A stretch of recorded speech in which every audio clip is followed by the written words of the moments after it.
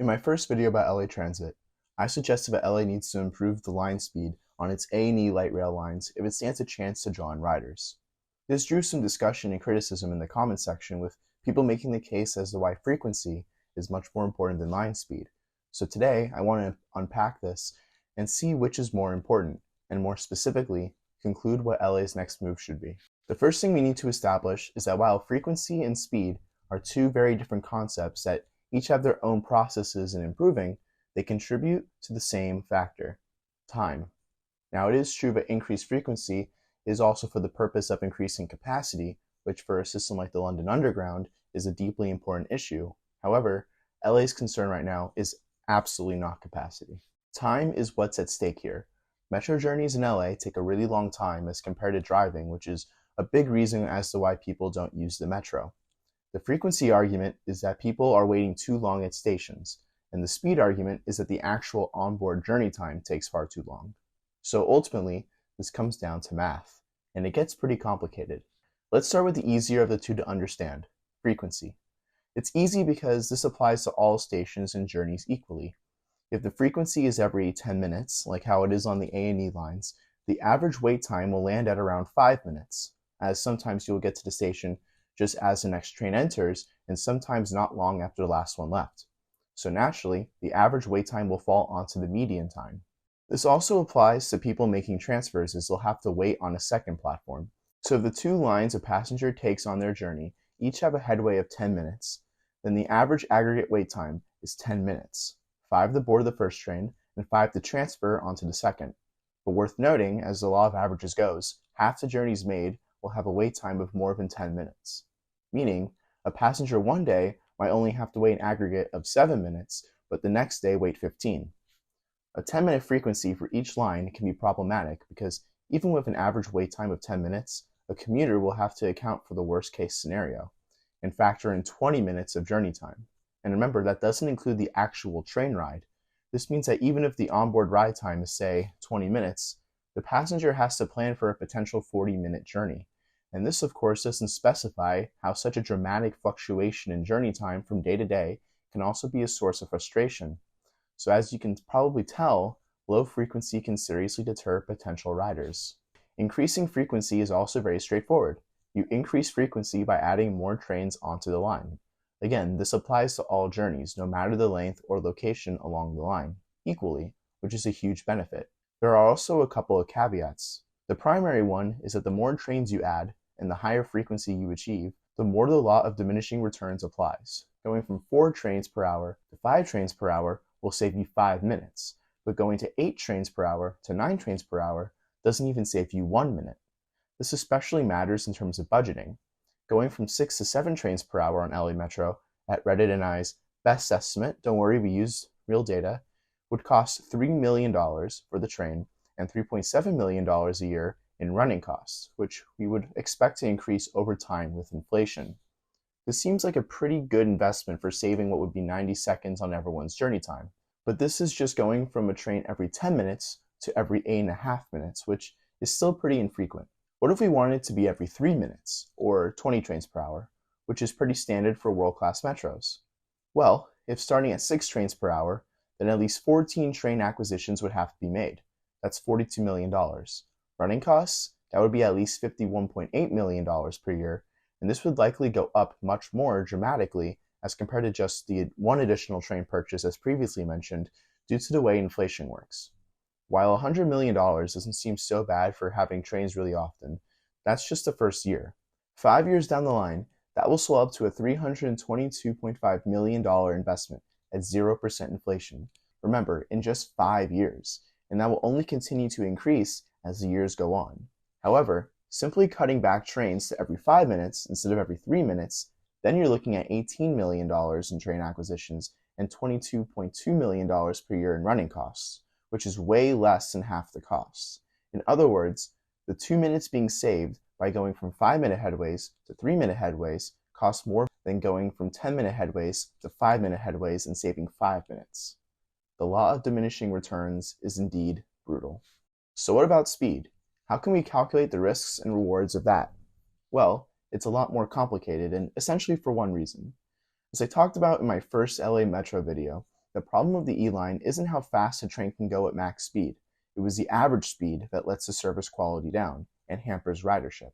The average is so low, mainly due to the lack of grade separation, and that's a lot of time that's either spent at red lights or slowing down through intersections. The way to increase average speed and cut journey times is by grade separating the line wherever it is sensible to do so, as, just like with frequency, cost is the limiting factor. But to answer why this makes calculating the benefits of increased average line speed complicated, essentially, grade separating one part of the line will only benefit passengers that ride through that one section of track. To give a basic example, let's say you have a metro line between stations A and D, with stations B and C as stops along the way. Let's say you grade separate the line between A and B. Well, for any passengers going from B to D or D to C, this will have no effect on their journey times at all. This grade separation only affects those going to and from station A. However, this is still not actually that complicated to calculate, as since station A is at the end of the line, all you need to know is the daily users of that station. The reason why you should know how many passengers your grade separation investment will actually benefit is because that helps determine the actual rewards of such an investment. You don't want to spend a lot of money on something that won't affect most customers. However, let's say, back in our example, that station A was the most popular station on the network. Perhaps it's the downtown of a city, and it is the station where most people get off or on in order to go to and come back from work every day. Then suddenly an investment on this section of track seems like it will be valuable and useful.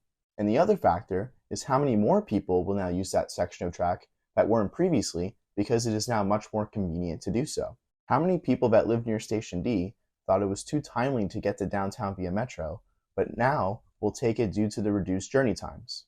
Looking at LA Metro's E-line, this can get extremely complicated because the line is so long with many stations and there are so many destinations and possible journeys that people can make.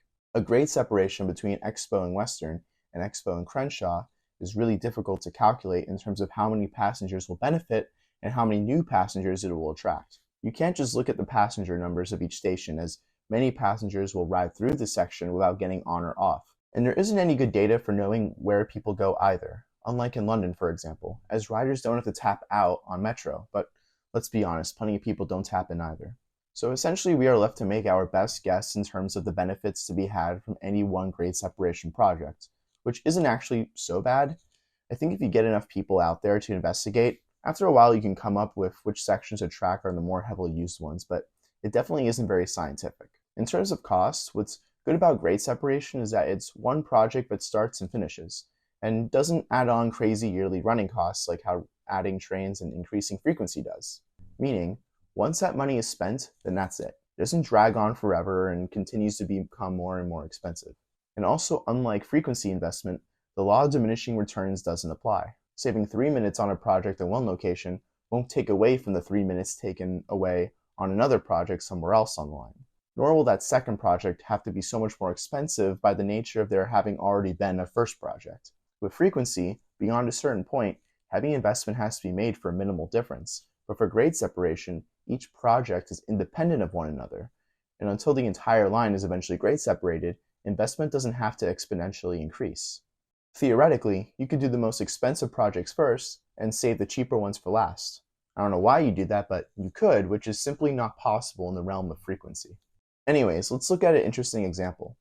The journey time between Pico and LATTC/Ortho Institute stations on the E-line, according to Google Maps, takes 4 minutes, and ride-along videos show times at around 5 minutes. These videos also show that red light stops accounted for 2 minutes at minimum, and more than 3 minutes if you're really unlucky.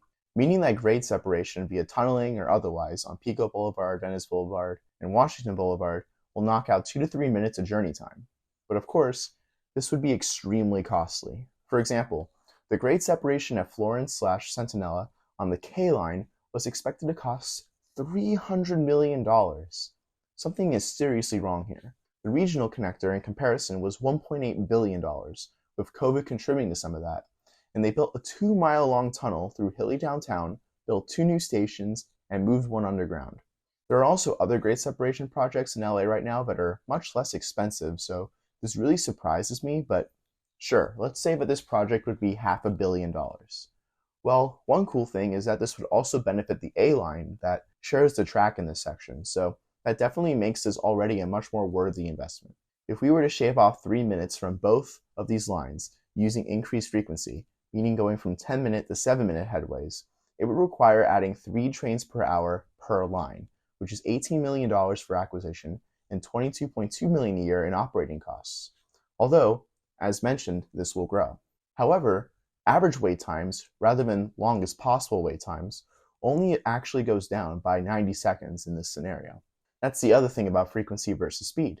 Frequency varies in its benefits depending on when a given passenger arrives at a station in relation to when the next train is coming. Speed affects every passenger that rides that section of track equally and to the full extent. So, in order to guarantee 3 minutes of cut journey time, then headways need to be 4 minutes. That requires $54 million in train acquisitions and $66 million in initial operating costs, meaning in just a little over half a decade, this would actually eclipse the costs of the grade separation, and it would continue to increase in expense from there. So, perhaps to many of your surprise, the $500 million grade separation might actually be the more worthwhile project in this scenario, if the end goal is to achieve cutting a guaranteed 3 minutes of journey time on both the A and E lines. To be more fair, let's look somewhere else on the E line that doesn't share a track, Santa Monica. A grade separation at Lincoln Boulevard would cut 60 to 90 seconds in journey time, perhaps through tunneling.